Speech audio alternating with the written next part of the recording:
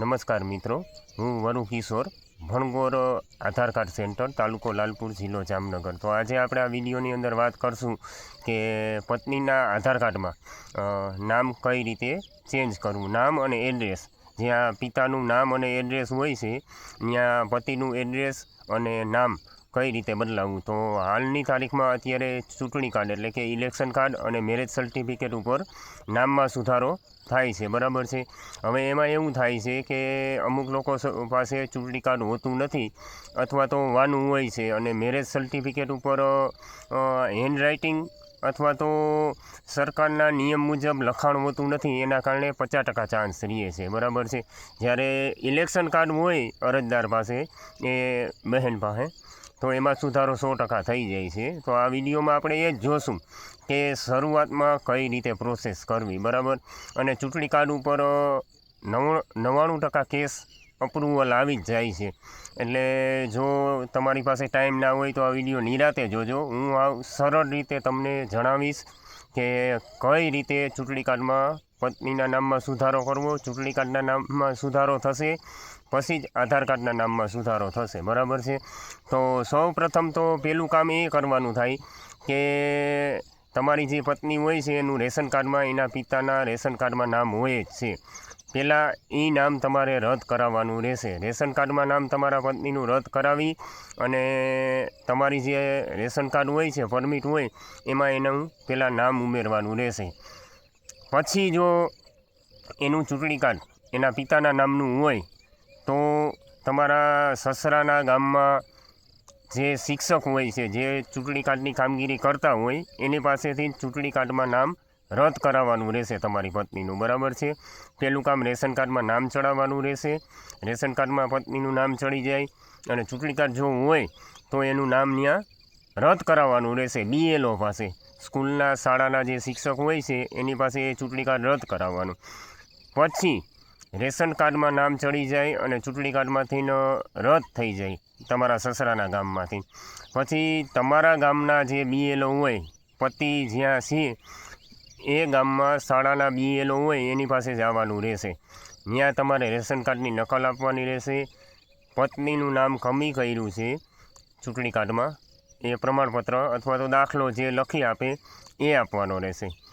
પછી પતિનું ચૂંટણી કાર્ડ આપવાનું રહે, બરાબર. અથવા તો BLO બીજા કોઈ ડોક્યુમેન્ટ માગે એ તમે આપો, તમારું ચૂંટણી કાર્ડ આપો, એ બધા ડોક્યુમેન્ટ આપશો. પછી ખાસ જ્યારે પત્નીનું ચૂંટણી કાર્ડ તમે BLO પાસે જાઓ બનાવવા, ડોક્યુમેન્ટ આપવા, ત્યારે ખાસ એમાં મોબાઈલ નંબર નાખવો. કેમ કે પત્નીનું નામ સુધરી જશે, મોબાઈલ નંબર ચૂંટણી કાર્ડમાં નહીં નાખેલું હોય તો પણ એ ચૂંટણી કાર્ડ ડાઉનલોડ નહીં થાય, બરાબર. એટલે BLOને તમે ડોક્યુમેન્ટ આપી આવો. હા, ચૂંટણી કાર્ડમાં પત્નીનો ફોટો જૂનો હોય તો ફોટો પણ સાથે નવો લેતો જાઓ. કેમ કે ચૂંટણી કાર્ડમાં જૂનો ફોટો હશે અને આધાર કાર્ડમાં નવો ફોટો હશે તો પણ એ રિજેક્ટ થઈ જશે, બરાબર. એટલે ફોટો પણ નવો લેતો જાઓ. BLOને તમે અરજી જેવી જ સબમિટ કરશો, આપશો, એટલે તમને 2 થી 3 દિવસમાં મેસેજ આવી જશે કે ભાઈ તમારી અરજી છે એ સબમિટ થઈ ગઈ છે. અરજી સબમિટ થઈ જાય એટલે 15 દિવસમાં અપ્રુવલ આવી જશે. એટલે 15 દિવસમાં જો પત્નીનું ચૂંટણી કાર્ડ બની જાય તમારા નામનું, હવે એ ચૂંટણી કાર્ડ ઉપરથી આધાર કાર્ડ તમે 1 દિવસમાં સુધારી શકો છો. એમાં કંઈ પ્રોબ્લેમ ના હોય, ફોટાનો, નામનો એ કંઈ પ્રોબ્લેમ ના હોય તો તમે 1 દિવસમાં પત્નીનું નામ સુધારી શકો છો. પણ મેઇન પ્રોસેસ આ છે, મેં તમને કીધી એમ, કે સૌ પ્રથમ તમારે રેશન કાર્ડમાંથી નામ કમી કરાવવાનું રહેશે પત્નીનું એના પિતાના રેશન કાર્ડમાંથી. પછી ઇલેક્શન કાર્ડ એટલે કે ચૂંટણી કાર્ડમાંથી નામ રદ કરાવવાનું રહે. એ તમારે તમારા જે BLO હોય તમારા ગામમાં એ BLOને આપવાનું થશે, બરાબર છે. એ પ્રોસેસ કરશો એટલે 15 થી 20 દિવસમાં પત્નીનું જે આધાર કાર્ડ છે એમાં તમે નામમાં સુધારો કરી શકશો. આ એક ખાસ મહત્ત્વની વસ્તુ એ છે કે જ્યારે તમે BLOને તમારી પત્નીનું ચૂંટણી કાર્ડ સુધારવા માટે આપો ત્યારે એને ચોક્કસ કહેવાનું કે આમાં અમારે ફૂલ નેમ જોઈએ છે. એટલે કે પહેલાં પત્નીનું નામ, પછી પતિનું નામ અને છેલ્લે સરનેમ. એક જ લાઇનમાં નામ હોવું જોઈએ તો જ એનું આધાર કાર્ડ સુધરશે, નકર નહીં સુધરે. હવે છેલ્લા 2 થી 3 મહિનાથી સરકારે એવો નિયમ કરી નાખ્યો કે ગમે એ ડોક્યુમેન્ટ હોય એ ફૂલ નેમના હોવા જોઈએ. જોકે BLOને પણ હવે ખબર જ છે કે ભાઈ ફૂલ નેમ જ લખવાનું, છતાં પણ આપણી જાણ કરવાની ફરજ છે. ટૂંકા નામવાળું ચૂંટણી કાર્ડ આવશે તો એના આધારે સુધારો થઈ શકશે નહીં.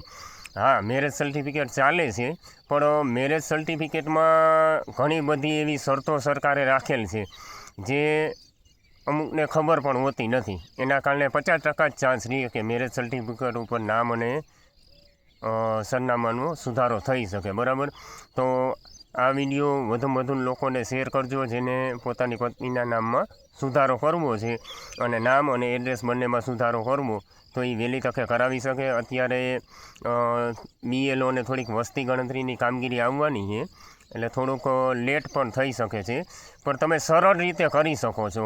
ક્યાંય બીજે જાઉં ધક્કા ખાવા એના કરતાં તમે તમારા ગામમાં તમારા સસરાના ગામમાંથી તમારા ગામમાં આ સામાન્ય પ્રોસેસ કરી અને તમે નામ સુધારી શકો છો.